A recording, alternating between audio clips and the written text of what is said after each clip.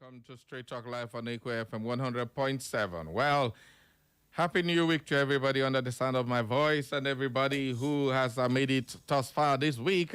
Welcome aboard to a brand new week here in the 8th month of the year. August 10th is the date, and of course, it's another pleasure to be with you. This is the main event on radio. It is Straight Talk. No bending corners with the Radio Marshal, Barry Cosmos, the one on radio. Welcome aboard, people. Una day. All right. Today is another beautiful day. Thank God it's not rainy. At least rain no beat us come work today. We thank God for another wonderful week. May it bring us good fortunes this week. Thank you very much as you join us. Please call your friends, call your enemies if we have any, because it's time for the main event on radio.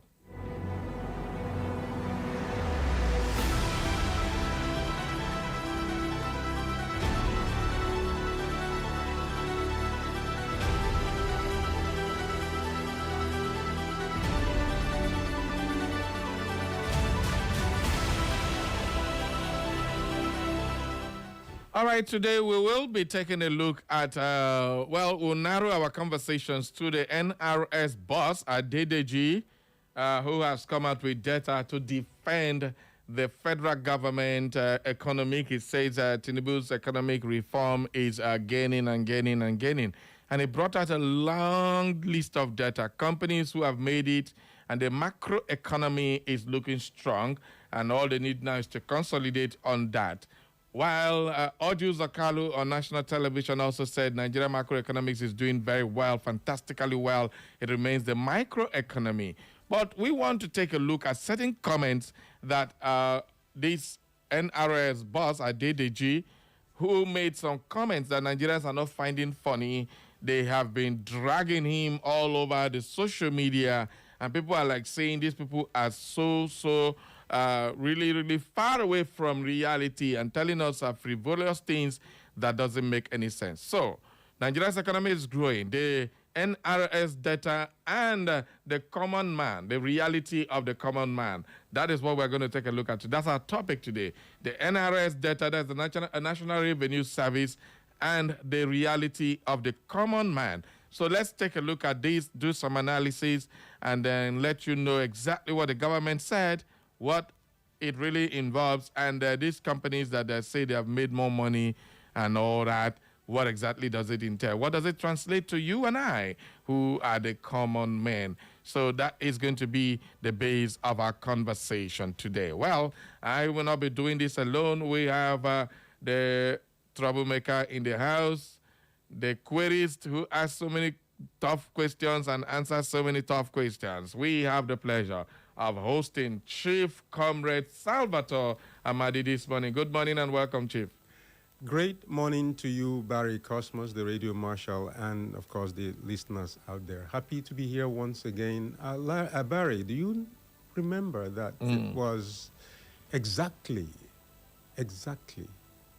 60 years ago that there was a young man that became the Chief of Army Staff of Nigeria, Ibrahim Atahiri, was born on this day. Okay.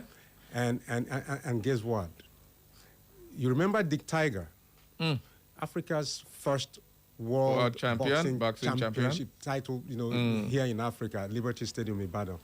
That was, and of course, his real name was Richard Ihetu. He defeated Gene Fullman of the United States and grabbed that title, world middleweight. This is how you carry history. Can they bombard us this morning? No, because you opened the program by mentioning today, August 10th. So okay. We have to bring August some things. 10th. And now, lastly, okay. You were talking about money issues. Yeah. Do you know, Barry, that it was exactly 28 years ago that 4 billion naira was found in cash and assets in the residence of Lieutenant General Jeremiah Timbot Useni, close ally of dictator, now late, Sani Abacha. And that was like about 2 months after Abacha's death in the same year. Why do we call, every time we want to mention Abacha, we say dictator? Within Sani Abacha being a dictator and what we have now, what's worse? I would want to equate the two as at par.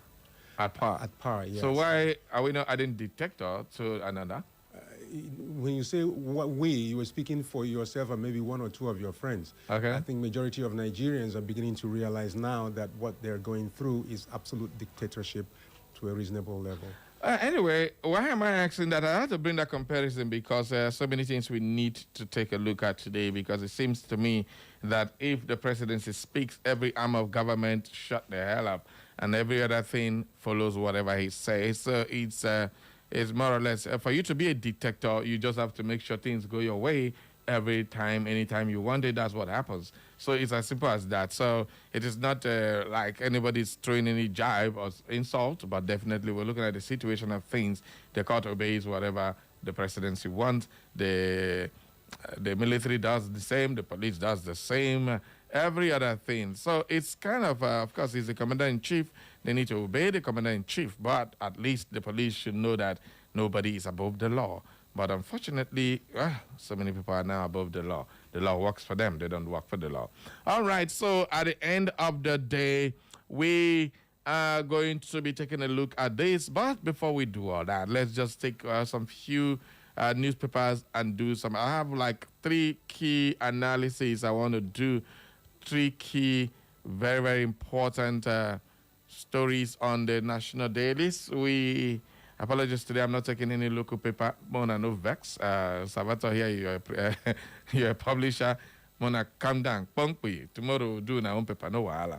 Well, according to the editorial of the Premium Times, newspaper, an editorial is talking about purging the 2026 budget of its frivolities and graft bazaar.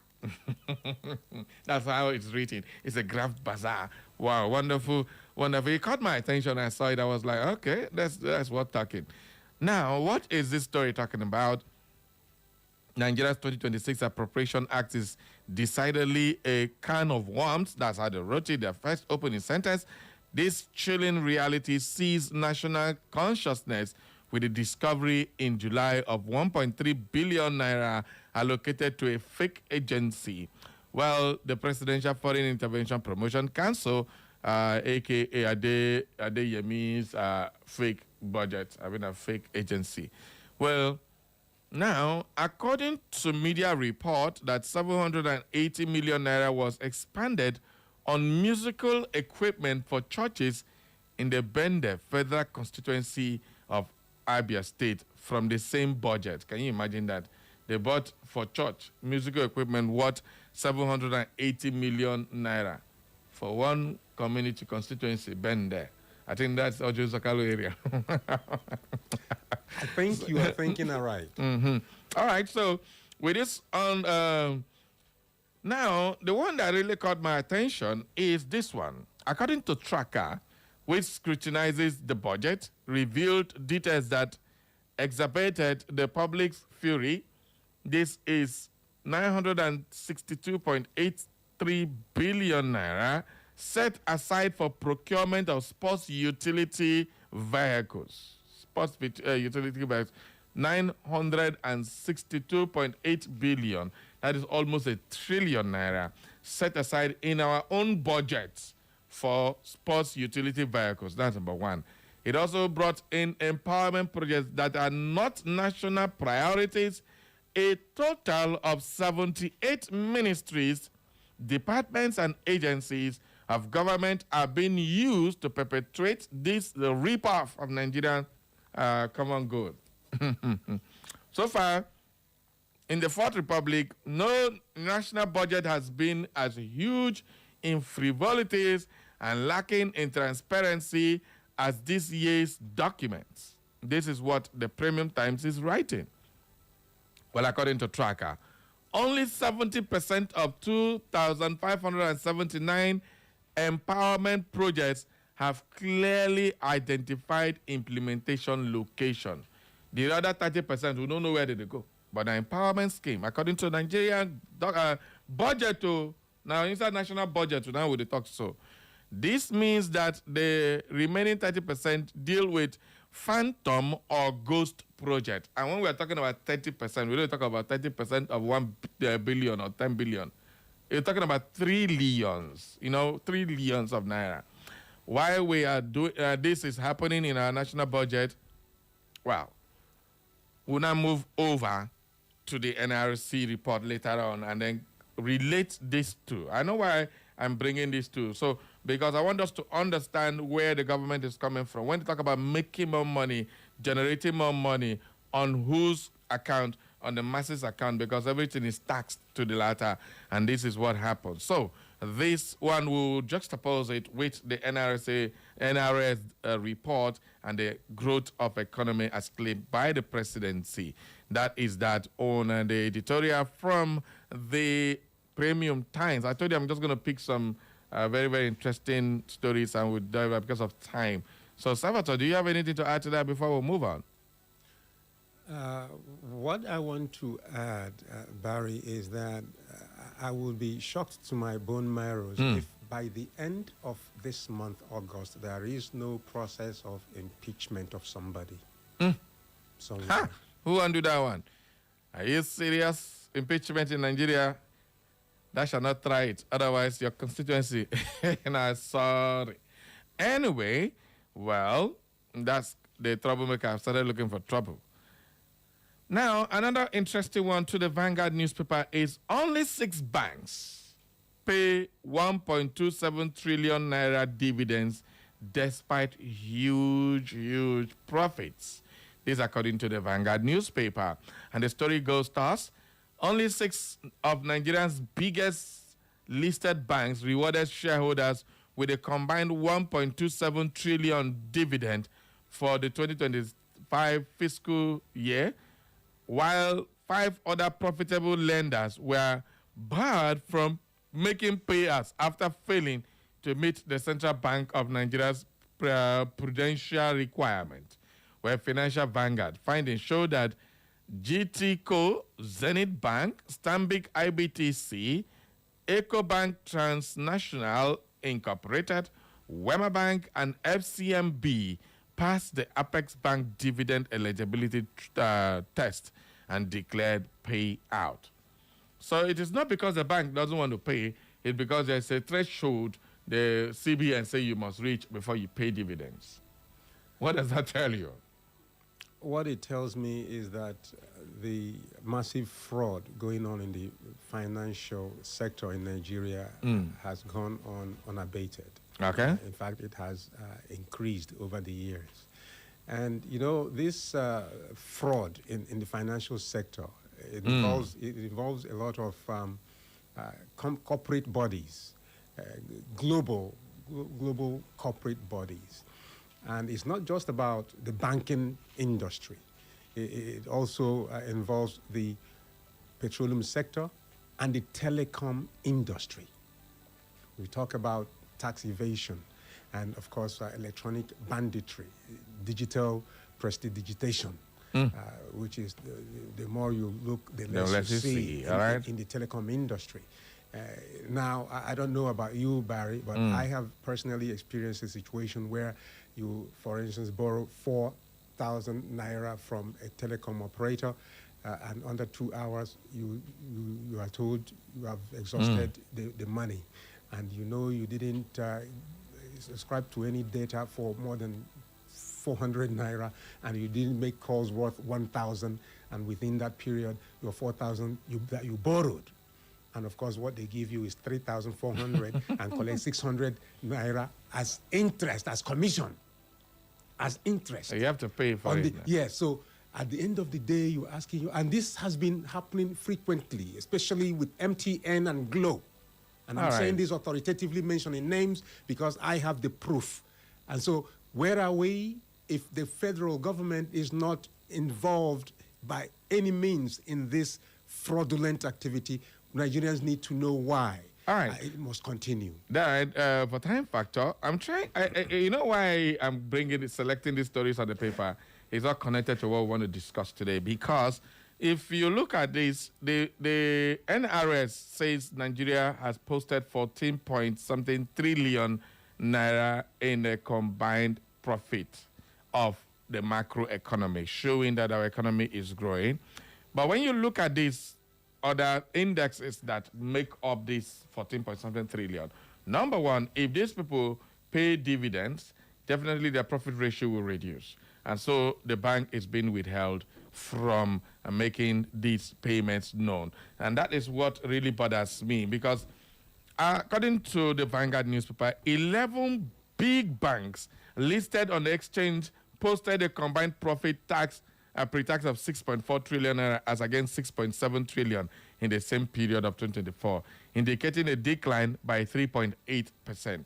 It means this bank didn't make money, despite the so-called acclaimed money. They made 6.4 instead of 6.7 they made the last time. So they have a decline.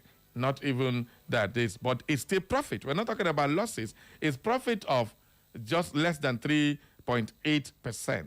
But they could not pay dividends. They couldn't give their shareholders, who are the owners of the bank, whose money is tied in the bank, keeping the bank capital base for it to operate. Now, that is another one way or the other to see it. So I don't want us to go any further with this conversation. You are talking, you see, what you're talking about is what I will call very, very comical situation, because you have, now let me just tell you, in the past 2 years, you have 3 brand new banks that have just set up shop in Imo State. One happened last Thursday. You know, you have a boom. What it means is that there is a boom in the banking industry, but then you're having under declaration of profits by these banks. So the banks are making money. Of course, they are. The bank owners who constitute the macroeconomy are making money. The macro aggregates of that same bank, who are the shareholders, are getting nothing. That is basically it in a nutshell. And it's all right. We're just trying to bring out all these facts for you so that you can understand the economy outlook and all that. Our job is to bring the information. Your job is to work with the information. Well, it is also when you invest, you know that it's a risk. You may make profit or you may just make a loss. And in this case, the banks are not saying you've lost your shares, but they are saying that this time around, nothing for you. That is what... and it's not because the banks are saying no. It's because CBN made it so. Well, yes, to a reasonable extent. Because I have to stabilize the monetary system, and that's exactly so that the bank don't go distressed. They are picking cues from the NNPCL, Nigerian Petroleum Corruption Limited. Now, later on, I'll tell you what the criticism of Trump's administration is as it concerns the big companies, especially the big pharmaceutical companies. We're just trying to analyze the economy today. Don't worry, we're taking ourselves into economic class, but definitely Barry Cosmos got your back, Salvatore got your back, Chief Comrade Salvatore got your back, and of course, I know there are a lot of economists out there who also want to wish. Please, today's program is not meant for everybody to call in. Just listen and get more information, get more education and enlightenment on this matter. So for those of you who understand these big figures, it's not to come here and call APC afraid. No, understand the economic outlook, what the government is trying to portray, what is being done, and how you can navigate your way around this. That's the major focus for today's program. It's not to come here and be criticizing. No, let's understand what the presidency and all that are doing. Well, to Atiku Abubakar and the presidency, their war of words is coming now. It's very interesting. Atiku Abubakar. Well, on Sunday, the presidency tackled former Vice President Atiku Abubakar's claim that they reported 5,091 Nigerians killed in violent incidents over a 3-month period was an indictment on President Bola Tinubu's government, insisting that security agencies had in the same window killed more than 13,000 terrorists and rescued thousands more Nigerians from captivity. Now, this is what the presidency is saying. That Atiku Abubakar, of course, you recall that Atiku Abubakar made a press statement where he indicted that these 5,091 persons killed in Nigeria, these are human beings, no be cow, no be goat, Nigerians that were killed by insurgency, terrorists, bandits, and the rest of them. On this ground alone, only these 5,000 Nigerians that died, Tinubu's government should be kicked out of Nigerian governments. That's what Atiku Abubakar said. And then the Tinubu presidency and his people came out and say, 5,091 people die, but our security agencies killed 13,000 of insurgents. Who manufactured the insurgents? Who facilitated the operations? Before we go asking that question, let's get more data. They also argued that Atiku deliberately ignored the successes of the armed forces on the war against terror in pursuit of what is described as politics of despair. Senior Special Assistant to the President on Media and Publicity, Temitope Ajayi, made the rebuttal in an interview with one of our correspondents responding to a statement issued earlier on Sunday by Atiku's Senior Special Assistant on Public Communications, Frank Shoaibu. Atiku described President Bola Tinubu's security records as soaked in blood and cited 5,091 death toll as grounds for the government's removal. That is what. But Ajayi, reacting, said, in the last 3 months, the security agencies have, according to official figures, killed about 13,000 to 20,000 terrorists. They have rescued at least 10,000 of Nigerians across the DSS, the police, and the military, and this is according to the official report. So every day, the military, the police, the DSS are rescuing Nigerians. Now the big question is, should these people be abducted even in the first instance? Should we be having Nigerians being abducted, kidnapped, killed? Any one person? Should it ever happen? So if the government has killed 13 security insurgents, is that an achievement or an indictment that Nigeria is being overrun by these insurgents? Barry, congratulations. You have just successfully, brilliantly answered your own question. How do you begin to vindicate yourself when you have already delved into self-incrimination? You have already declared yourself, mea culpa, I'm guilty of having countless number of terrorists in your domain. So one is wondering, how tight are your security borders, your security establishments?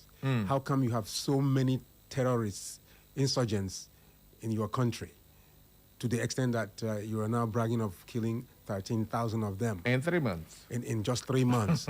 And of course, you have not told the world that you have declared a war. And you're pretending that what is going on in your country is not a war. But you know deep down that that is what it is. Now, I ask the question, how many Israelis were killed before Israel got into this war they're in now with Iran by Hezbollah? So you see, when you run into a place where the lives of the citizens do not mean anything to those running the governments, that is the kind of thing you have, what is on the table now that we're facing in Nigeria. All right. Well, I think these are the news. I wanted us to chook out. I wanted us to talk about these three things, or four, rather, before we go into our main conversation, which is the NRS boss and the reaction from Nigerians. I've not said anything the NRS boss said. I'm waiting for it to be fresh because we're expecting a guest who will also join us later on the show. So let's open up the phone lines for the last 15 minutes, 10, 15 minutes, so that you can have your say on any of these headlines here that we have just analyzed. 0911 20022 or 0707 454 1014. Those are the numbers to call. You can send us a message on a WhatsApp or join us live on our Facebook and YouTube. Add up your conversation so we can get your reaction to any of these. Phone lines officially open. Who will be our first caller? So, 13,000 terrorists killed in 3 months. Wow. How many of them did they? And Nigerians now joining terrorism more than they're joining Nigerian army? Do we have more numbers of terrorists than they have Nigerian army? Because the armed forces data released when we talked about the improvement in their salaries was 250,000 Nigerian armed forces. That is talking about the soldier, the military, that is the army, the navy, and the air force. All just 250,000 according to the statistical data released by these same people. Well, I can 250,000 soldiers and Navy and Army defend nearly 300 million people. They don't want to do census, so they call any figure what we like. Good morning. Kennedy. Who be this? Who be that? All right, let's get your take. 0911 20022 or 0707 454 1014. Okay, let's take some messages here. We have this one says, good morning, Barry Cosmos, the Guru One and the Okenze on radio. Barry, for the very first time, I am so proud of the Catholic Bishop for speaking up, okay? No, that's not a new one. Catholic Bishop says, he just sent good morning, Barry Cosmos to me today. Thank you. Good morning to you. Okay. This other one says, Ebo Barry, the Cosmos, cool morning to you, big brother. Nigerians suppose they like this morning, if not for APC. This is Emmanuel writing in from Onisha Road. Barry first, where is Karikari? Okay, Karikari is fine. She's listening definitely. He said, I've not heard from her laughter for a while. Karikari, call. A big welcome to my English person, Chief Salvatore. It's been a while. I learned some vocabularies from you. Barry, are you asking for the common people in Nigeria? Let's make it short. Anyone outside the umbrella of the Reapers, APC, tax masters, and Conman Republic government, where your sins are not and never will be forgiven. In other words, anyone whose sins are not forgiven in Nigeria, where APC has turned themselves in historic and episcopal deities, then you become a common man because you will never be given the passcode to cutting box arms away, nor the contractor to the Dream Coastal Road from Lagos to Calabar, but it's APC versus the so-called common people come 2027. Engineer Emmanuel from Onitsha Road, I greet you. Thank you very, very much. We also have this one says, beautiful morning, my eloquent and majestic Barry Corsi and studio guests. Happy New Week. On the fake agency, the case is almost slipping out of our hands in spite of its huge consequences in our polity. We recall that the DG Adeyemi indicted many highly placed government officers. Now the president has been exonerated and he has sent Gwajabamila, who is at the center of a very important assignment outside the country. While the Adeyemi has been silenced in the DSS custody to prevent him from revealing more information. Nigeria is not only a country of very serious concern, but the APC government is taking Nigerians to a wonderland. There is really many things wrong and a lot to say about the present administration. The problem in this country are hydra-headed like an octopus. We keep saying that we should get our PVC and vote this bad government out of power. Well, the Osun election will be a litmus test of this order. We they look, we know they judge. Is in Lady Julie Nasike sending that one. Let's take another caller. Good morning. Good morning, Shibari Cosmos. How are you doing this morning? I'm very fine, thank you. Welcome aboard. Thank you. This is Engineer Frank Ujebelebe calling from Amausa Douglas. All right. Happy New Week to you. Happy New Week. Welcome aboard. All right. In Nigeria, before you secure a job in Nigeria, you will be asked to present your first school living certificate, WAEC, and your highest qualification. But it baffled me that a professor who is heading one commission like that in Nigeria could publish some such name presidential list, and some person's certificates are missing. Honestly, this is a very big slap to Nigeria and our democratic system. So I want to call upon INEC chairman to make sure that they publish from their first school living certificate, WAEC, up to their highest. But I hope you know that the Electoral Act says you present the most recent certificate. I hope you know that. The most recent certificate should be that of his NY8. Why did he present that of a first school degree? No, it's not NYC is not a certificate you get from graduation. It's a service certificate. So what you are talking about is that he presented his university degree. That's his recent one. So first school living is the old one, according to what the Electoral Act stipulates. All right? Okay, that means that first school living and WAEC is not necessary. It's not necessary when it comes to election. Okay, let me just reserve my comments. All right, thank you. Have a wonderful day ahead. Thank you very much, my brother. All right, this one says, I'm Comrade Gregory Chidalu, texting from Owerri. Salvatore, don't say anything. I know you want to talk. Don't say nothing. Ototoma, my golden voice is on radio. Honestly, if I become the resident now, I will only have my hardest thing in mind, very important, which is looking into the health sector. The rate of kidney failure is too much. Eradicate NAFDAC. What do you concern NAFDAC? Concern what you they discuss this morning. Nah, these people. I go talk another thing. They will bring their own. Come, Moku, come to discuss their own. Leave what you want to talk. All right, let's come back to Chief Comrade in the studio. Okay, just let me take one more call. Good morning. I know you're itching to say one thing. Good morning. Well, very good morning. Good morning to you. Happy New Week. Happy New Week and Happy New Month. Happy New Week to you.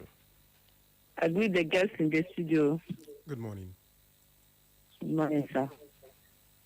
It's Mama Biggie. Okay, Mama Biggie. How is Biggie doing? It's fine, though. I hope you don't reduce more. That is nature. It's nature. Na nature. In the chop well. Forget that you won't wine me. In the chop better food. And they cook now, so food is not a problem. All right, I carry go.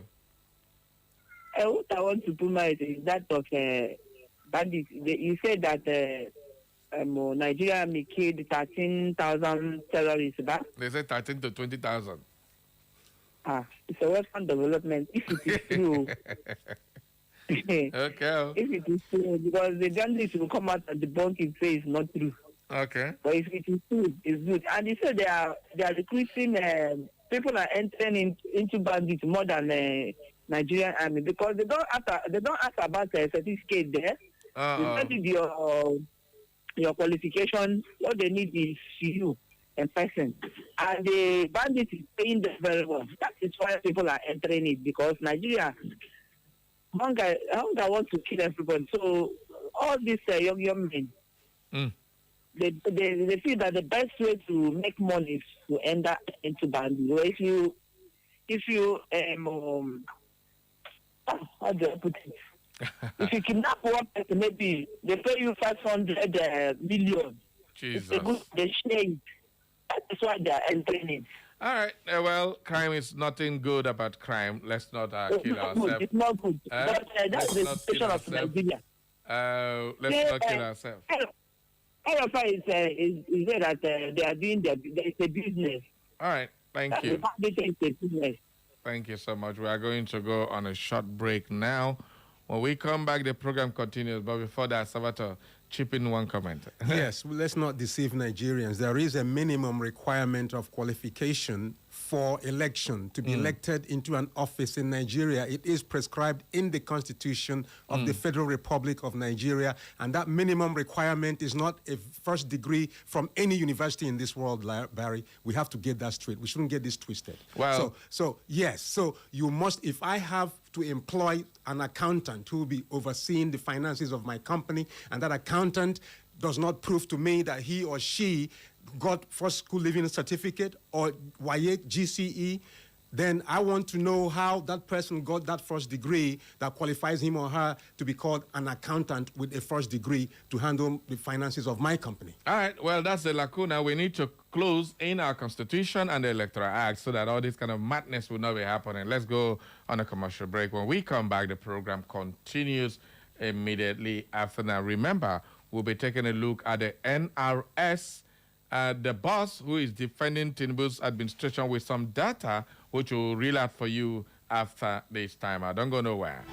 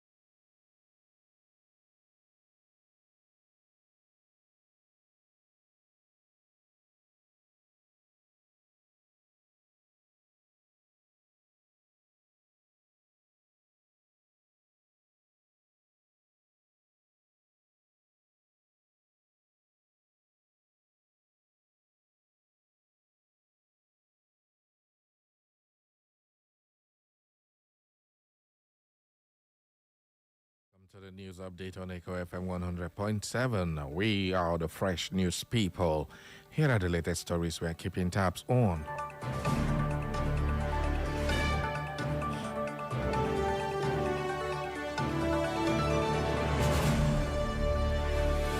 The federal government has deployed a dedicated passport intervention team from the Nigerian Immigration Service (NIS) headquarters to the United Kingdom as part of ongoing efforts to ease passport applications for Nigerians in diaspora. According to the NIS, the intervention is open to applicants with pending passport applications, new applicants, and holders of passports with less than 1 year remaining before expiry who wish to apply for renewal.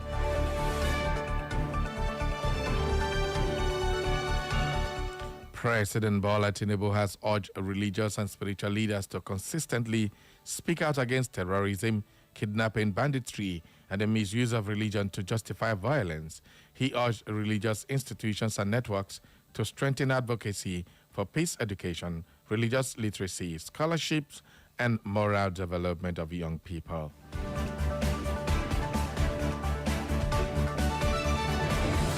The Nigerian Air Force has said its airstrike in the Sambisa Forest area of Borno State killed 9 Islamic State West African province fighters, including a key commander responsible for facilitating the movement and protection of senior members of the group. According to the NAF, the operation is expected to disrupt ISWAP leadership protection arrangement and the movement of high-value personnel and the coordination of activities across 8 enclaves.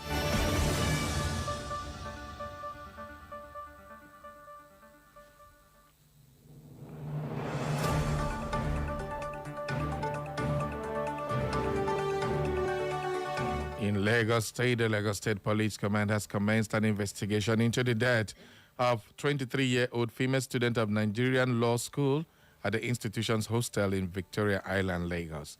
The police stated that investigation was ongoing to establish the circumstances surrounding the death of the student.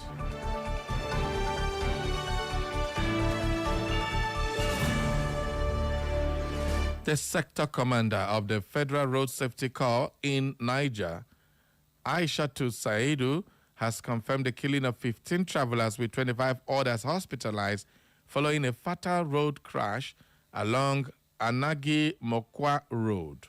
Speaking, the sector commander said the accident involved 2 buses coming from the same direction. She added that 25 other travelers who sustained injuries were evacuated to the Federal Medical Center in Bida and General Hospital in Kutigi.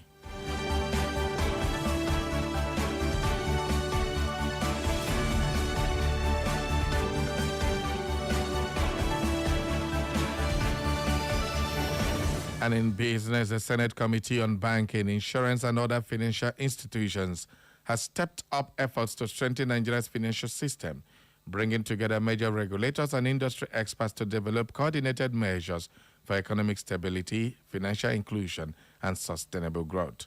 The committee chairman, Mokhail Abiru, stressed that the challenges confronting the economy required closer cooperation between lawmakers, regulators, and industry stakeholders.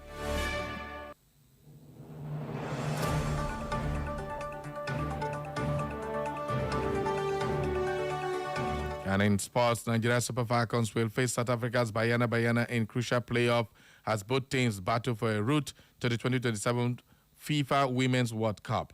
The match will be a major test for Nigeria after the Super Falcons lost 1-0 to Cameroon in their WAFCON quarterfinal, a result that ended their hopes of securing an automatic ticket to the 2027 World Cup.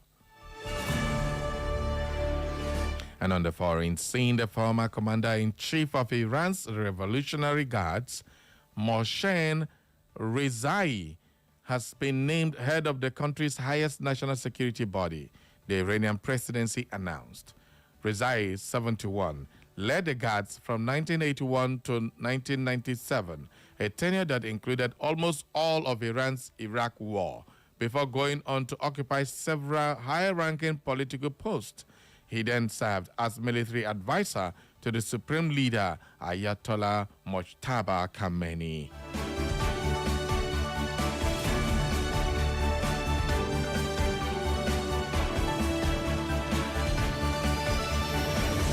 And that is all for the news update at 10, brought to you by our news desk. For more information and inquiries, visit our social media platforms. On Facebook, it's Echo FM. On X, at Echo FM_over. And on Instagram and YouTube, it's 100 Echo FM 100.7. You can listen to us anywhere in the world by clicking on www.echofm.net. And that is the news update at 10. Thank you for listening. Please stay with us for the rest of Straight Talk. Echo FM 100.7, the fresh news people.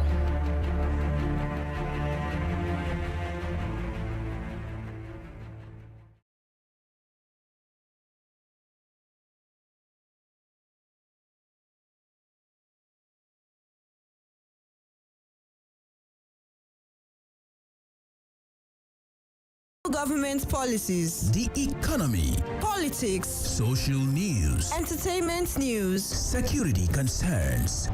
We the people converge to analyze, separating facts from fiction, lies and truth. We dissect, we integrate, we harmonize, we criticize, and we bring you all the juicy details. Live on Echo FM 100.7 Owerri. It is Straight Talk. Straight Talk. Straight Talk on Echo FM 100.7 Owerri. Kapua! Shall I begin? I am your host. I am your anchorman. I am the presiding bishop of this ministry, and I am awesome. My name is Barry Cosmos, the Radio Marshal, the Buruburu One on radio, the Okenze on radio, your big brother on radio. I am the main event and I am here. Live on Echo FM 100.7 Owerri.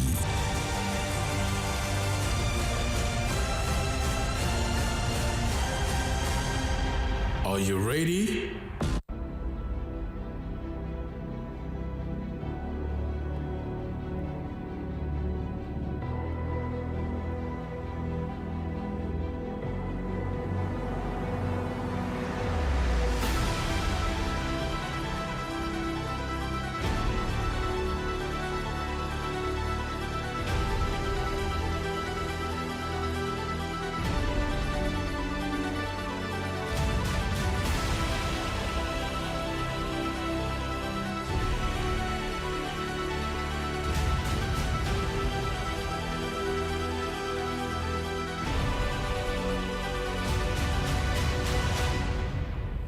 Welcome back to the show, everybody. Welcome back to Straight Talk. It is the main event on radio. It is the People's Program. All right, let's take a look at the main topic for today. The NRS director, the boss of NRS, Nigeria Revenue Service, has come out openly to defend President Bola Ahmed Tinubu's economic reforms, and he said and brought out a lot of data to show that Nigerian government is doing the right step and taking the right step. Well, according to the boss, he said that Nigeria economy is growing after painful reforms. That is what he said. Okay, so Nigeria economy is recovering after painful reforms.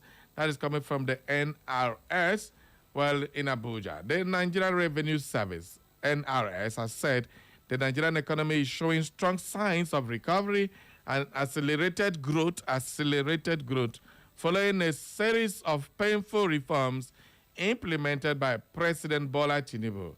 The Revenue Service is in an internal report said the economy had moved decisively from acute macroeconomic distress towards a more stable and increasingly resilient footing. That is his own words. Well, according to the report, the improvement followed reforms introduced by the Tinubu administrations. The NRS said the administration inherited 4 major economic distortions: a fiscally unsustainable fuel subsidy regime, an opaque foreign exchange system that discourage investors, a non-performing oil sector, and a tax base far below its potential. That is what the government inherited when they came on board. President Bola government inherited all this he has mentioned. But it said, despite the initial economic pains associated with the reforms, key indicators were now pointing to recovery, including retreating inflation, an improved balance of payment, increased oil production, higher tax collections, and changes in the country's productive base. These are what he said, using to defend the economy and Tinubu's government. The report said minimum wage had doubled between 2023 and 2026, while policies and incentives introduced by the government and contributed to reducing the number of out-of-school children from 20 million to 18.3 million, according to UNICEF estimates. It also credited the Naira for crude arrangement with Dangote Refinery and other local refineries, with helping Nigeria become a net exporter of petroleum products after decades of dependency on imports. Oil production, according to the report, rose from about 1.2 to 1.3 million barrels per day in 2023 to 1.7 million barrels per day in July 2026, representing 104% of the country's OPEC quota. The NRS said the improved economic outlook had also been reflected in the capital market, with the market capitalization of the Nigeria Exchange NGX rising from 30.36 trillion in 2023 to 161 trillion in 2026. It attributed the rally partly to improved macroeconomic credibility, banking sector recapitalization, and growing pool of domestic institutional investment. The tax collections more than doubled from 12.3 trillion in 2023 to 27.1 trillion as of July 2026, which the report attributed to the digitalization of tax systems, 4 new tax reform laws, transformation of the revenue service, an executive order aimed at closing loopholes. I want to give you the entire report they brought. The report said economic growth increased from 2.74% in 2023 to 3.8% in the first half of 2026, while external reserve rose from $3.99 billion in 2023 to $51.9 billion as of July 2026. That is, the external reserve rose from $3.99 billion to that's $51.9 billion as of July 2026. It added that the balance of payment moved from $3.34 billion deficit to $2.38 billion deficit, a surplus in the first quarter of 2026. Nigeria's trade position also improved, with the country moving from a marginal trade surplus of about 44.7 billion in naira to 7.55 billion or trillion naira. All right? And in the first quarter of 2026, the annual capital importation increased from $3.9 billion in 2023 to $23.22 billion in 2025, while inflows reached $10.37 billion in the first quarter of 2026. Well, you can get the rest of the report. They're all over the pages of the newspaper. Let's come back. I think I've given you too much data. All right. If you are following us on our social media, you will have the data, and of course, it's displayed on our social media on Facebook and YouTube. The NRS boss data. Nigerians' macroeconomy is improving and is showing signs There are so many tax collection, more than doubled, according to them. Please join us live on our Facebook so that you'll be seeing what we are discussing. It's very important that you see what we are discussing. We have it displayed for you live on our Facebook and YouTube channels right now. Go there and check for yourself. It is very, very, very serious. Okay, let's come back to the analysis now. As beautiful as all these things that they have said is happening, beautiful statistics, how does it affect the common man? Now, that's the question most Nigerians are asking this morning. How does it affect you and I, who are not in government, who are not the big phantom companies? All right? Now, Evans, please, if you can, let's get the number of companies that contributed to the profit margin of our macroeconomies. According to them, big companies like MTN, Glo, Seplat, Dangote made a total of 14.47 trillion naira in profit as a combined, in profit between the first half of the year. So, if these big companies make all this money, what about the small companies? What have they made? And then that's where the question is, because most of the common men operates within the microeconomy. Now, Orji Zokalu on national television said our macroeconomy is doing very well, and our microeconomy is what we are waiting for. Those of you who don't know what macroeconomy is the big economic outlook where they have just displayed for you now by the NRS. These big companies, the banks, the oil companies and all that, foreign exchange, foreign reserve, and all those things all constitute to the macroeconomy. But when you talk about the micro, you look at the small and medium enterprises. How are they surviving? Now, when you take a look at this, Salvatore, is Nigerian government choosing the macroeconomy over the microeconomy, or is one step at a time? But let's fix the macroeconomy, and then we can now focus on the microeconomy. Do you think that is what the presidency is doing as it stands now? And are they right in doing that? Barry Cosmos, whatever the government of Nigeria is choosing as a priority, whether it's macro or micro or mega or mini, that is not the issue.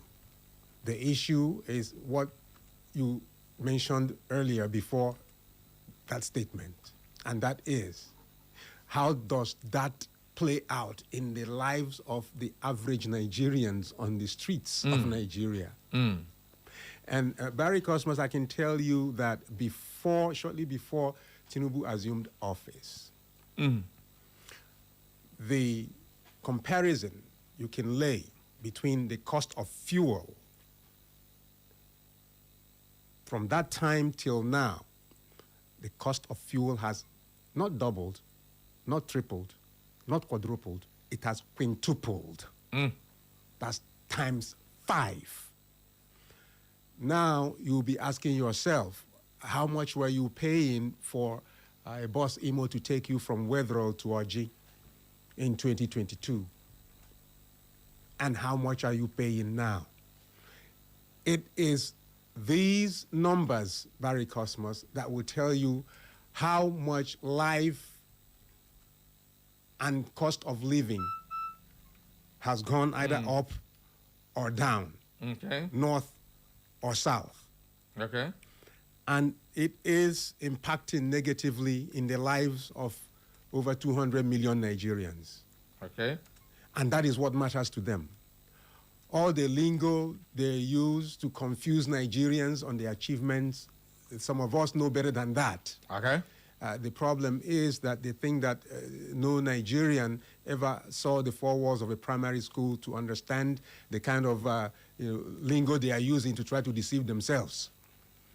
The fact on the table is that majority of Nigerians are living in abject poverty, and that is a fact, and it is incontrovertible.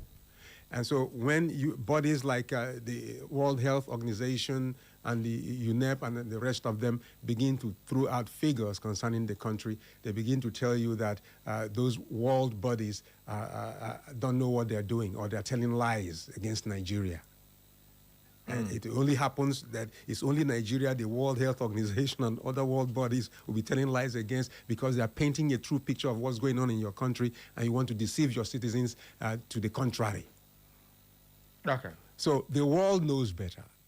Majority of Nigerians know better than what they're telling them, that the lies they're feeding them. Well, so President Bola Tinubu has consistently said that it is just for the now, that we will get out of this, that they're consolidating the macroeconomies. Does this show that that's what exactly what they're thinking? Barry Cosmos, promises were made in 2022, and a month or so of 2023 before that presidential election in 2023. Most Nigerians prefer to go by those promises made, weighing them, just opposing them with the changes in their lives, north or south. And what I can tell you, authoritatively, is that the cost of living in Nigeria has gone way up north, while the standard of living in Nigeria has gone way down south. Those are the realities on the table right now in the country called Nigeria. So, as I said earlier, you go and ask the average Nigerian, what do you think about the money you spend to buy just one egg now in Nigeria? Barry, when you hold 100 naira peanuts in your hand of today, pieces, very good. And you see, when you're spending that 100 naira on the peanuts that you can count up to 30 pieces, you are forgetting that you are holding in your hand an amount that could buy you 20 brand new Peugeot 504 cars, what you call tier rubber, in 1980. Yeah. Brand new Peugeot 504. Less than 40 years ago. Okay, so that tells you that a lot of bad water has gone under the bridge, and in fact, that bridge has now collapsed. All right. And so all the political gimmicks, pre-election, every 4 years around this period, from months to elections, they begin to throw out figures to deceive the electorate. I think Nigerians have gotten beyond that. They are now judging things based on how much food they have access to in a day in their family. Well, due to time, I'm just trying to touch so many other aspects. Now, if you look at what there has been said by this administration from day one, is the same rollout of the same figures over and over and over again. It's with a little adjustment in figures here and there, but the same headlines, the same thing all over. Now, they have listed these very beautiful ones. Why hasn't the government also listed the impact of this on the people? Because for you to raise money, let's take in MTN for instance. MTN posted a 2.99 trillion naira in terms of profit, and I don't know if they're giving dividends because we've not had whether they're sharing dividends to their shareholders. But when you look at how this money is raised, one, it came from new tariffs, which you and I, the common man, pay for. The data is like they use straw. They suck it all up for you to. Now, the most annoying thing is that if you buy data meant for 1 week, it's just a day, the next day is done. They now claim it's the volume of usage. How can you put a data 1 week and you now have volume of usage? You should use it for 1 week. After 1 week, it should disappear. But no. You now buy 1 week, it's 1 week like 3 times. If you buy a month, that one worse. In a month, it's 2 days. 3 days, it's finished. When they know that, one, for instance, if you are a content creator and you need data to use maybe CapCut to do editing, and this editing carries videos that you keep, posting video, downloading and all that, and this is based on data. By the time you do this thing for a day and you have 1 month data, even if it's unlimited, it finishes before the 1 month. So this is where this depletion of the data used by the people, this is how MTN is now making more money. Same thing goes for other networks. Now, the government is claiming positive impact on this as growth. Can you see it as growth?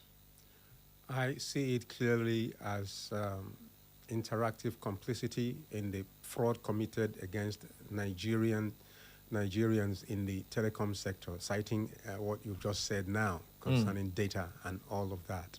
That's exactly what it is.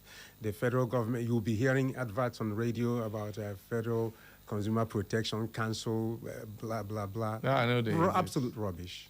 Absolute rubbish. I've had my encounters with Consumer Protection, so-called Consumer Protection Council, Nigeria, at their headquarters in Abuja, and NAFDAC as well.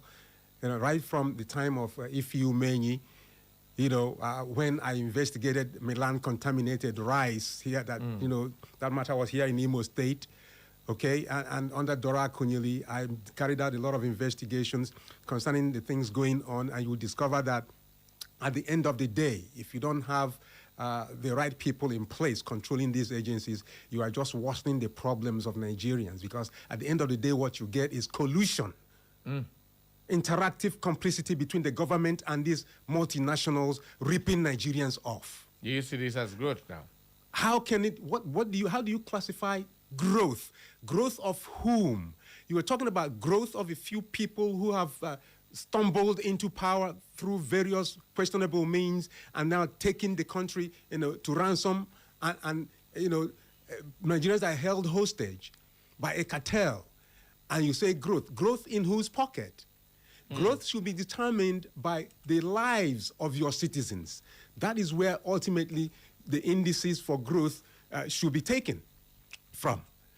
So when you talk about enriching multinationals via criminal interactive complicity on the part of government, what you are doing is you are just painting yourself in the picture of a ghost fraudulent cartel. All right. So, before I open up the phone lines to our audience, do you see this as like a kind of a chronic capitalism in place? Because what I'm saying, they're using state leverage and selective favors to benefit large corporations. Is that the way you see this? What the government is reading out to us as growth? When you talk about capitalism, capitalism must not be fraudulent. Capitalism doesn't mean you commit all sorts of fraud to make financial gains. All right. Capitalism can be sane and sanitized. We are talking, Barry Cosmos, about fraud, outright broad daylight banditry, theft committed against Nigerians by multinationals in collusion with the government. Barry Cosmos, I'm talking about Consumer Protection Council, for instance. How many times have you heard them query MTN and Glo and say, how come somebody borrows 4,000 by 12 noon and by 2 p.m. you say you have run out of credit when you didn't subscribe to more than 200 or 300 or 400 naira for data, and you didn't make phone calls worth up to 1,000. I have gotten complaints from even colleagues in this profession. But who is talking about that? Who is taking action about that? All right. Barry Cosmos, I've investigated matters concerning NAFDAC, concerning expired beverages here in Imo State. I went to NAFDAC office, and it was very, very clear to me at the end of my investigation that there was collusion between the company that was complicit in marketing expired products, beer, to Imolites, and the NAFDAC officials, who started by telling me, we don't have a vehicle to go and investigate this. You have to provide a vehicle. Now, I am an investigative journalist. making revelations to you on how Imolais are being fed contaminated beer, expired beer. And you are telling me, the journalist, you are telling me to look around your premises. Do I see any vehicles? The one or two you see run down, they are not operational. And so it is back to the journalist who is trying to expose all things to sanitize society that now has to go and hire a taxi for NAFDAC officer, and the same ditto goes for CPC, Consumer Protection Council. You report these things, they report to police. Police will tell you, bring money for our transportation, and you can bring it. So police goes to now collude with that company you report, you give the address to, they make deals money and collect money from them, and you are left in the lurch, and Nigeria continues. These are facts, and all these facts I have published in the past several times. And I dare CPC on NAFDAC to come and challenge me on this. All right, well. Now listen, let us be clear on what we're doing here. Okay. Now, there was a case of the same contaminated drinks sold at the NUJ headquarters in Abuja, when I was in Abuja. And the office of the chairman of NUJ, who is now late, from here, he's from Imo State. He's from my community. He's now late. Now, in the course of my investigations, I took this matter up with the NAFDAC office and Barry Cosmos.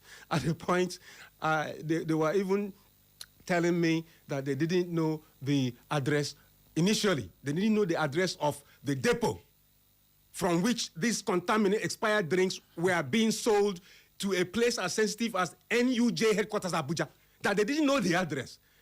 But I knew, I got the address. I started doing my tracking every step of the way. I got hold of the person that supplied it to the NUJ headquarters. I said, tell who supplied this to you.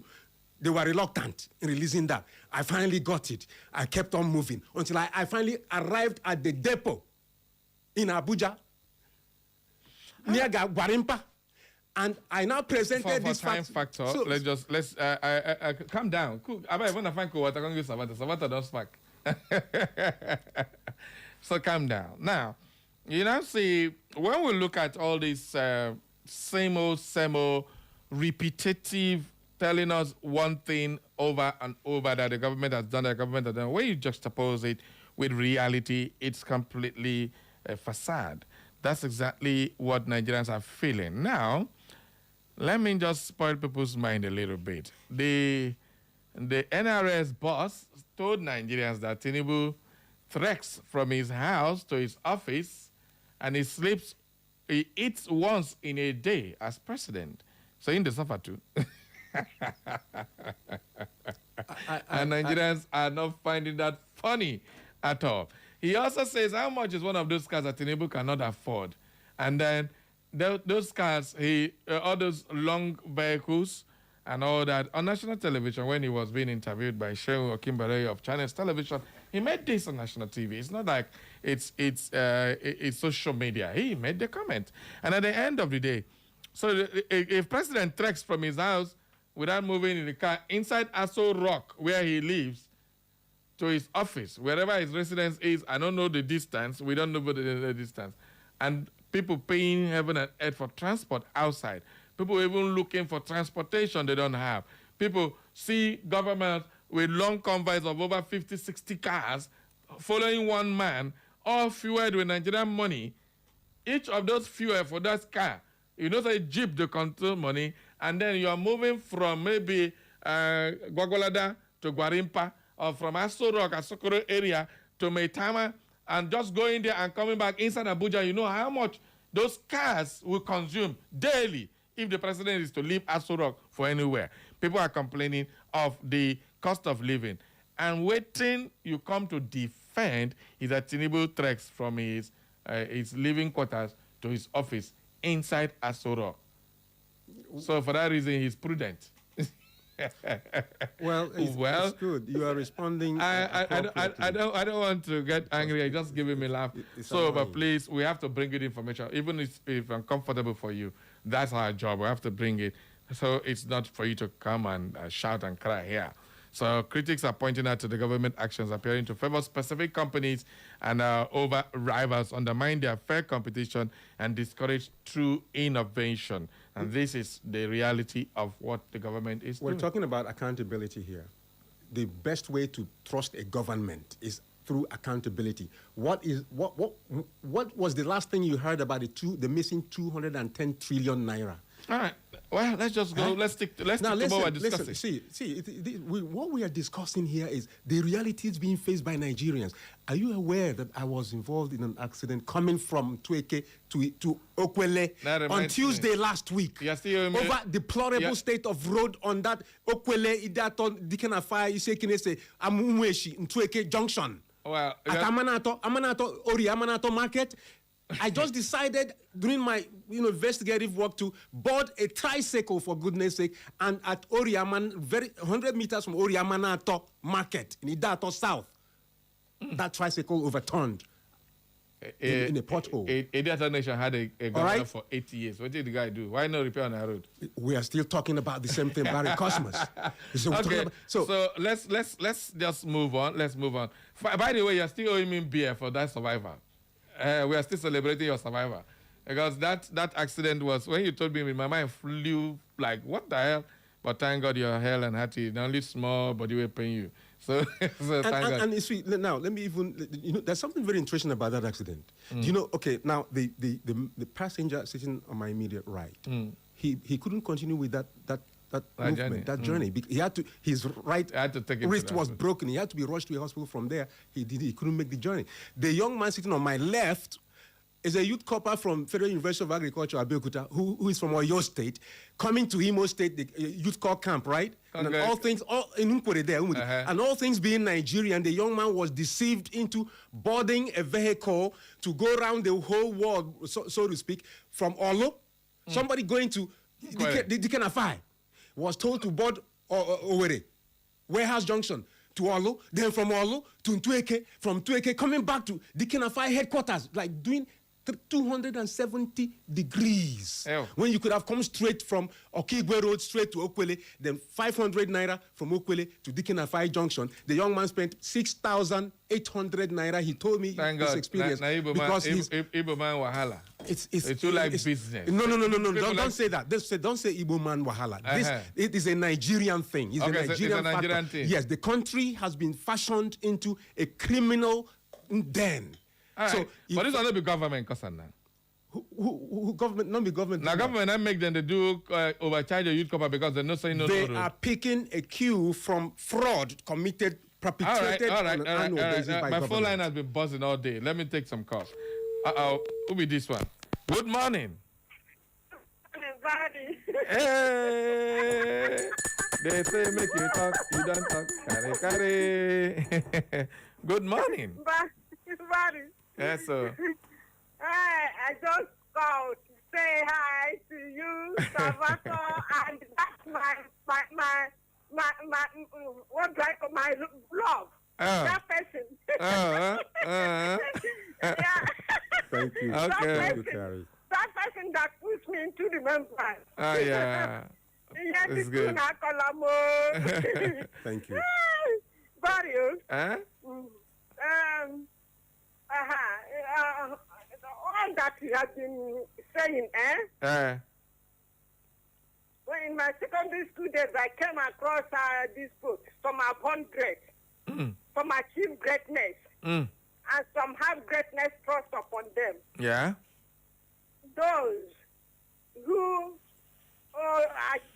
wanted to achieve greatness, who wanted to achieve greatness, Yeah.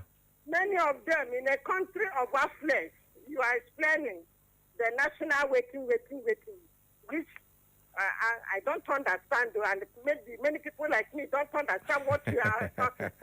Many of us landed in being paper millionaires. Chai.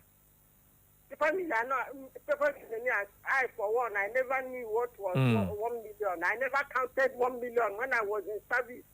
Chai. And when I retired, I became a millionaire, having it in paper till today. So whatever you people are saying, you are saving or you are getting, you are accruing, it does not affect me. Chai. People like me and many others So, but what do? We have to accept to affect like that. Chai. Unless God wants to help us. If he finds it wise to help us, he can do. But otherwise, if he doesn't, I will remain. Chai, this one don't tire. You don't tire, you give up. All right, thank you very much, Caritas, for your beautiful conversation this morning. All right, that's all for now. I would find Caritas. So down here, and Karikari is back on air. Okay, keep the calls coming. 0911 20,022. Good morning. Good morning, Barry Thompson. I greet you. Morning. No wala. Good morning, our guest. Good morning. Go ahead, sharp. No time, my brother. Yeah, thank you. I'm Prince Chedoza woman. Okay. I've taken my time listening to you this morning. And then I believe you guys have done justice to a lot of things, mainly our guest, Chief Baba. But Barry, based on what you just said, a few minutes ago before you came to this point, there is some questions, maybe a few questions I wanted to ask. But I said, according to you, I'm quoting you now, you said that very man, whoever that is maybe defending Tinubu said that they have made profit. Tinubu have made profit in his regime, right? Yeah. In his economy and all that. But I ask, after those very promised profits that they have made, why are they still borrowing?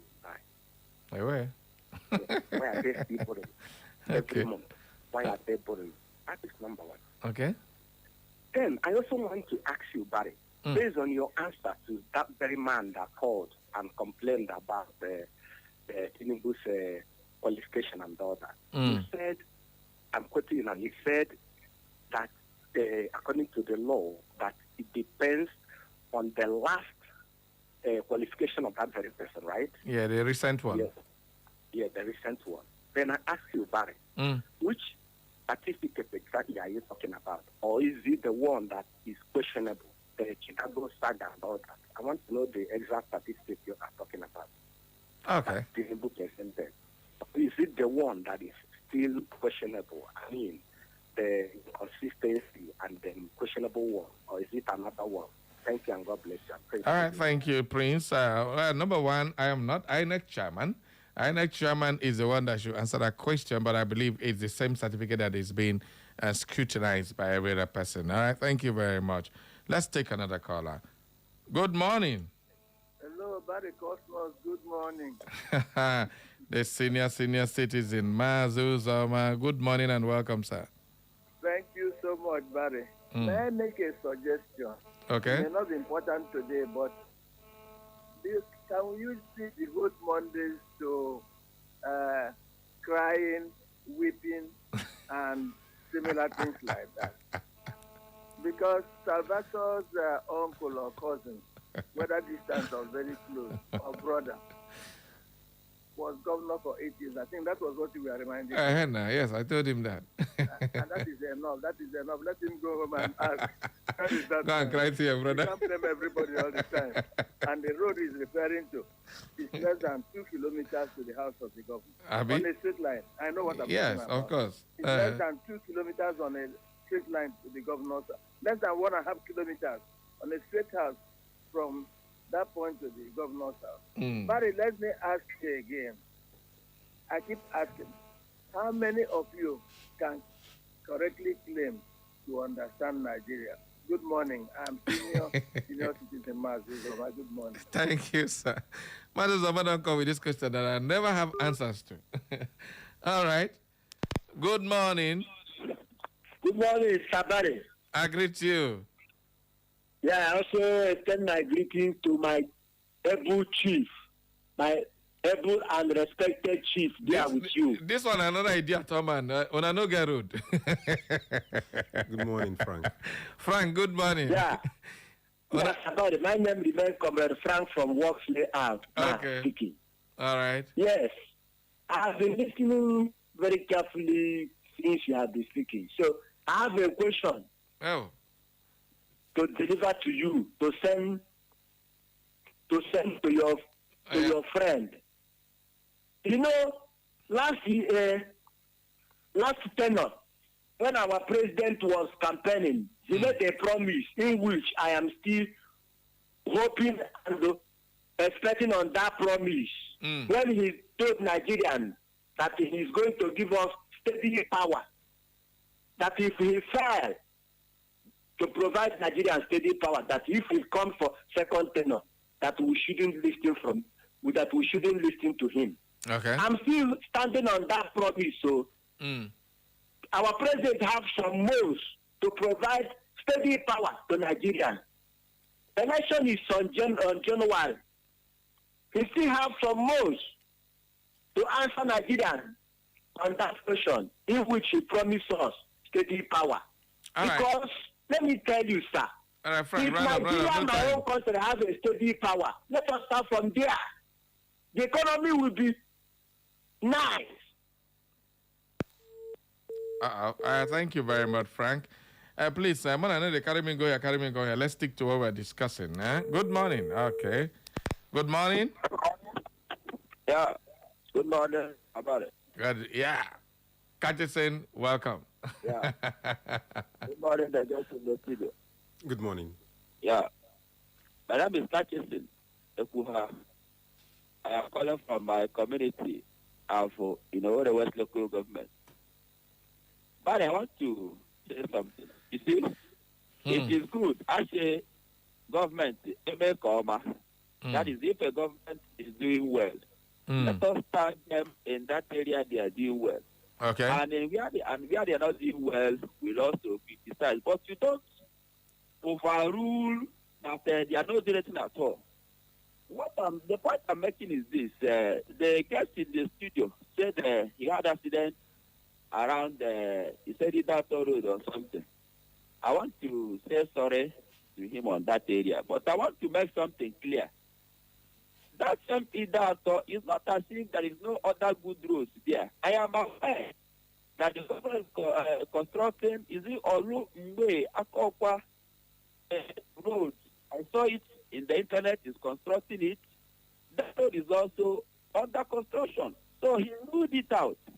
Even the Okigwe road that he applied before he got to Okwene, before he now entered where he was going to, it was the government that built it. So you don't rule out that a particular road in the state is bad. You now overrule that there are no other good roads that the governor is doing. So where the governor is doing well, I think we should give kudos to him in that area than to. All right.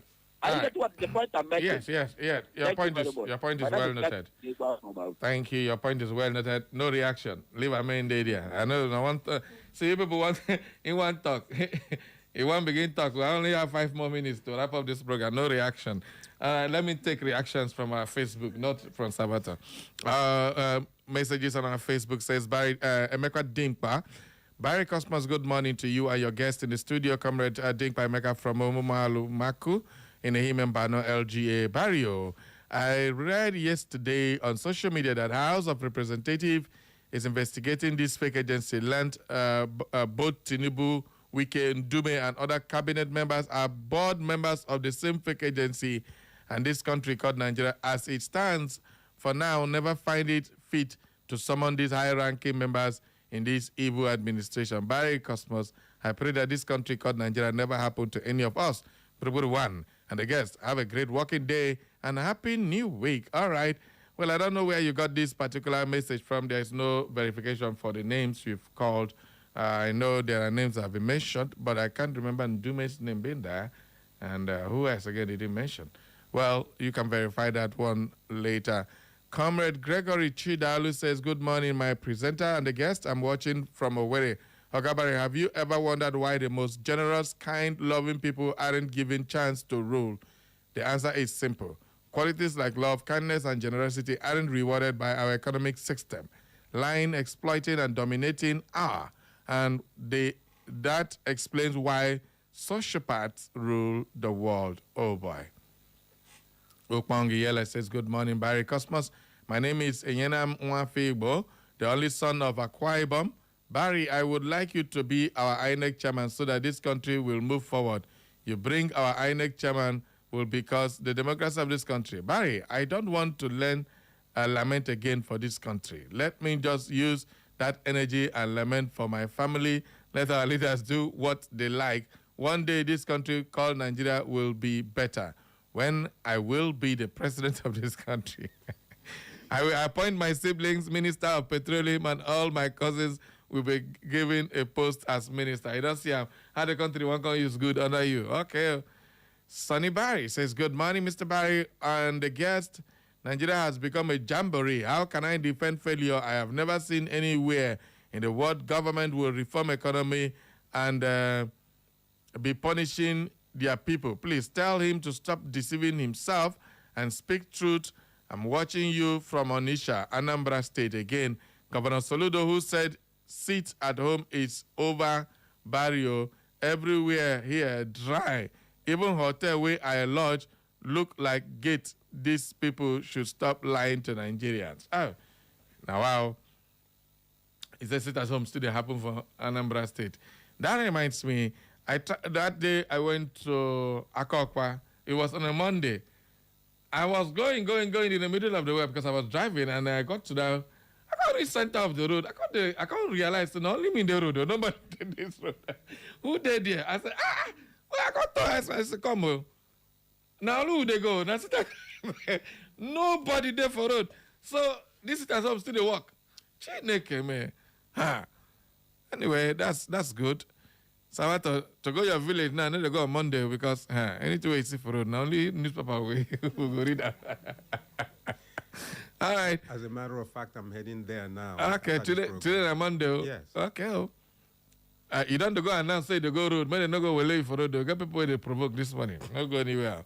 Julian Asika, cool morning once again, my eloquent and majestic Barry. Kasi and our honorable guest, our country is surely going nowhere if it continues to dwell on deceitful, insincere, and false information. Nigerians are not babies and bomb boys for crying out loud. Barry, from all that you reeled out this morning now about the position situation of our economy, even a baby of 2 years old knows that it is not true. We hear that in his 8 years of rule, Buhari borrowed 83 trillion in the presence of fuel subsidy, and we were still better off than the present administration, which is in space of just 3 years has borrowed over 200 trillion. And yet, without subsidy, what are we talking about? Whoever said whoever said that our economy is doing well did not listen to Nigerians, nor did he get real feelings of the common man in this country. The masses should be the glass of this government. We are the mirror. Anything outside that is full, null and void. The government is full of lies and deceit. The same way they will tell us they have killed the leader of the terrorists, sooner or later he would resurrect. There is God. As in Lady Julie Nasike sent in that one. Just to wrap up the program, our time is done. Well, why the government is pointing a robust macroeconomy and profit made by some big companies on the backbone of Nigerians who are paying through their nose because Seplat and Unilever and the rest of them are all on the backbone of Nigerians who are suffering the brunt of this economic hardship. And of course, where you say you are growing is because companies are making money while the people are getting less. We talk about increment in, what is it called, minimum wage. How is it reflecting on the people's life? Why 30,000 people who are receiving 30,000 live better than the people who are taking 70,000 and above? So, well, this is the reality of Nigeria. Final words, please, Sabata, our time is up. My HM done the show me, say, get the hell out of here. When you say minimum wage has doubled, you must also tell yourself the truth that the cost of fuel has quintupled. Oh, Chineke, man. Thank you very much and have a nice day. All right, that's it for today. My SM don't come here with a fine face. Don't confuse me. Don't make me make the stammer looking at you. Thank you so much. Mary the Slim Diva is next with Health Revolution. Barry Cosmos is signing out. Bye-bye. Echo FM. The track Egu Oruowere by Princess Akudo Njemanze, aka Aku.